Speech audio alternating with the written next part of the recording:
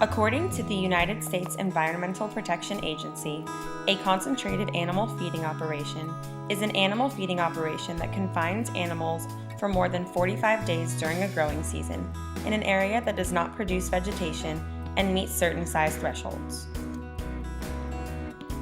Not to be confused with traditional farms, these industrial farms are highly unsustainable and focus mostly on total yield rather than animal welfare.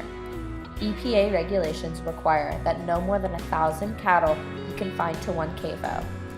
In reality, the majority of concentrated animal feeding operations house tens of thousands of cattle. These animals endure practices such as gestation crates, debeaking, stomping, branding, and castration without anesthesia. So how did these farmers get away with so many illegal practices? The answer: CFE. In the book Eating Animals, Jonathan Foer defines CFEs. Common farming exemptions make legal any method of raising farmed animals so long as it is commonly practiced within the industry. In other words, farmers have the power to define cruelty. Because of these exemptions, certain negative environmental impacts are continuing to affect unlucky areas and aren't being stopped. Environmental impacts include contaminating groundwater, surface water, and the air with high concentrations of nitrogen, phosphorus, hydrogen sulfide, ammonia, and methane.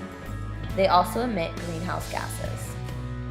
The most popular method of contamination from CAFOs result from lagoons. Lagoons are cesspools for animal manure and waste. They generally hold tens of millions of gallons of waste, are as large as 120,000 square feet, and as deep as 30 feet. This waste is kept because farmers can use the manure as repurposed fertilizer.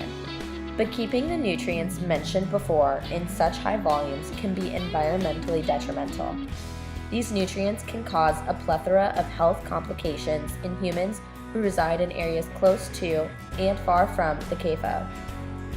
These include asthma, antibiotic resistance, chronic bronchitis, exposure to E. coli, and other harmful bacteria. These lagoons are highly prone to leaks and spills. In 1995, heavy spring rains carried excess nitrogen and other pollutants from cities and farms into North Carolina's estuaries and coastal waters. Several waste lagoons at hog farms overflowed, including a 25 million gallon spill into the New River from Ocean View Farms in Onslow County.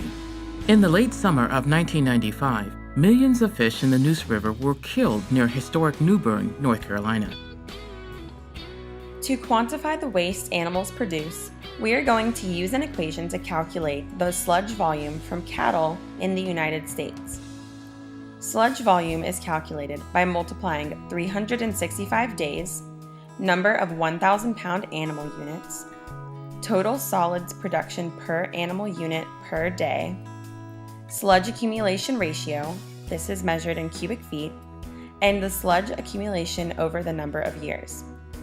Our calculation of this equation will look at all beef cattle sludge volume in the United States over 1 year. The number of animal units in 2006, for example, was 101,400,500. The total solids production per animal unit per day was 794 pounds. The sludge accumulation ratio was 920 cubic feet per pound. And the time was 1 year. When calculated, we found that the sludge volume for the CAFO was 27 quadrillion cubic feet. Without proper treatment and transport of this manure or a large decrease in animal waste, our environment will suffer enormously. In order for animal waste to be properly dealt with, the United States government agencies like the EPA and USDA will need to create regulations that promote sustainable, better management practices. Not only do these regulations need to be enacted, but they also need to be heavily enforced. There should be no more common farming exemptions that allow CAFOs to produce 27 quadrillion cubic feet of waste in only one sector of the food industry.